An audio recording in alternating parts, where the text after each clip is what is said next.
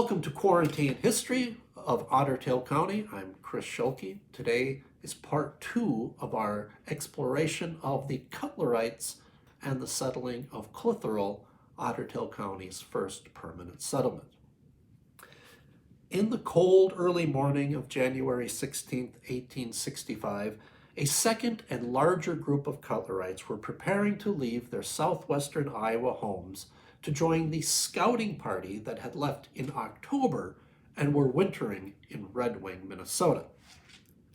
A pair of gray horses hitched to a covered wagon waited outside Isaac and Jenny Whiting's home that he had built just a year before. Into the wagon were packed all their household goods. A small cook stove and dinner box was in the front. Behind that were boxes of clothing, bedding, dishes, and a few books and photographs. And in the rear was a plow, and piled on top of that were 2 feather beds. Emotions came to a head when Isaac's mother, Editha, burst into tears and ran into the house. Well, this sent Jenny and her sister-in-law, Carmelia, who were already in the wagon, sobbing into each other's arms. Uncomfortable with the display of emotion, Isaac got the team moving, which caused a hat box suspended from a rope in the wagon to sway back and forth. Well, the bobbing box looked so comical to the distraught women that their tears changed to hysterical laughter that Jenny later said did us a world of good. The group reached Red Wing by the end of January and rented several small houses. Now, even if their quarters were cramped, having a solid floor, 4 walls, and a roof must have seemed luxurious. Jenny recalled life on the road with cold and stormy days and evenings spent sitting around a roaring fire, visiting with our fellow travelers until bedtime. She continued, "Our sufferings were light compared to that of Mrs. Calvin Fletcher. She had no stove and was obliged to cook by the campfire, having 5 children to cook for, the oldest about 10, and the youngest a baby of 8 months. How she ever kept them from freezing is a mystery." And Jenny concluded, it was hard to get up those bitter cold mornings, cook our breakfast shivering with cold, while the menfolk fed the horses and greased the wagons. Well, by the time that group reached Lake Clitherall, that they felt had been ordained by Alpheus Cutler in his vision, they were dangerously short of food. So they immediately unloaded their plows and proceeded to break 60 acres for crops and vegetables. They then built brush fences to pen the livestock and keep the deer out of their gardens, and only then did they turn their attention to building log cabins for their families. They cut and hewed logs and filled the cracks with mud, straw, and manure. Only part of the floor was in place in Isaac and Jenny Whiting's cabin when, eager to get settled, Jenny and Carmelia moved in the cook stove. Jenny recalled her excitement. "Isaac had put up a long shelf for us to arrange our dishes on, and Carmelia and I began to carry things in. We had lived out of doors so long that our rude cabin looked like a palace to us." Well, as the Cutlerites were settling into their new homes, the third and largest group left Iowa on May 31st, 1865. Although they did not face the challenges posed by winter travel, there still were obstacles. Hiram and Rachel Murdoch and their 8 children were among the 23 families in this group. The oldest, 15-year-old Charles, walked the entire distance, herding the family sheep. Hiram drove a large ox-drawn wagon, while Rachel, with a 5-month infant in her lap, drove a team of horses pulling a second wagon. Now, another challenge was posed by the prairie heat.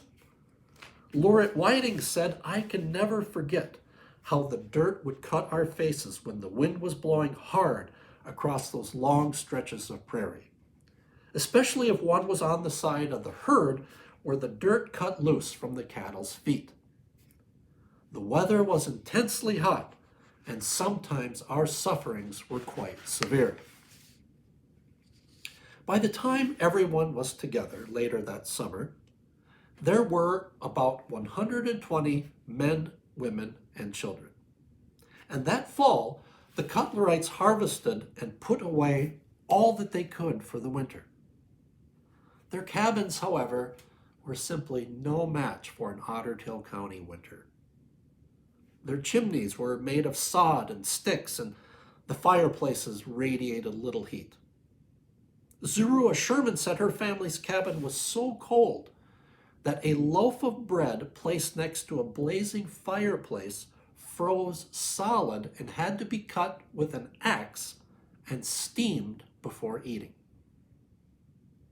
Isaac and Jenny Whiting had saved 20 bushels of potatoes and dug a shallow cellar under their cabin to store them in.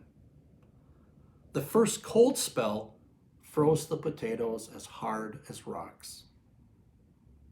Jenny also had her first child that winter in what was a very difficult childbirth. In fact, she was so weak that for several weeks she was confined to her bed.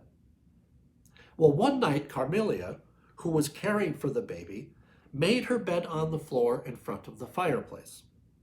She was cradling the baby in her arms when she fell asleep. Jenny was lying in bed, watching the fire, when suddenly she noticed smoke rising from under the pile of quilts where Carmelia and the baby were sleeping. The bedding had apparently been set on fire by an ember from the fireplace. Jenny recalled the terrifying moment. "I tried to call out, but was so weak I could only whisper.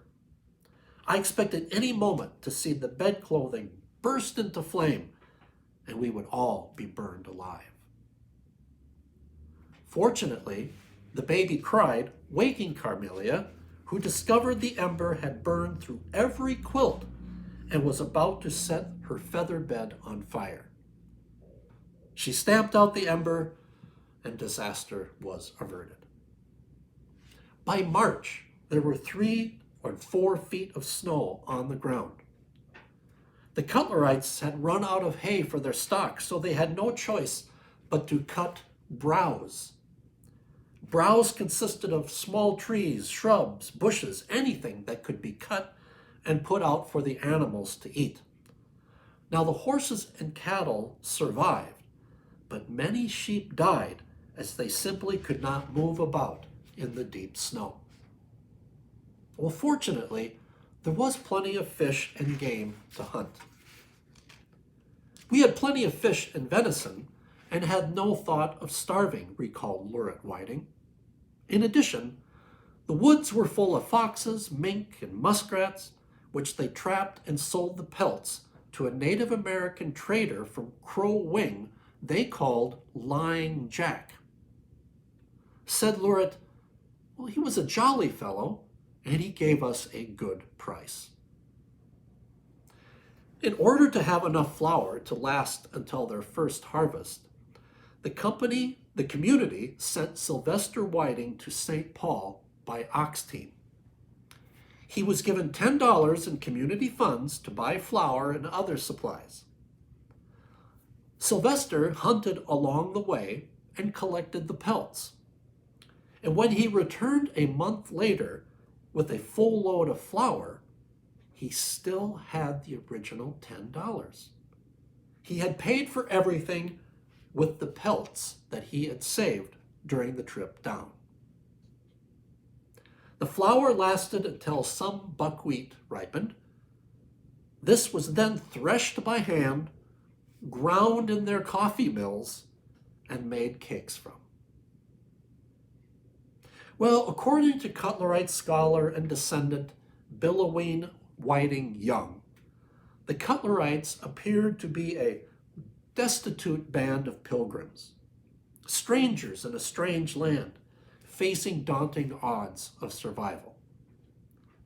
And while they may have been materially poor, they did not see themselves as poverty-stricken pioneers.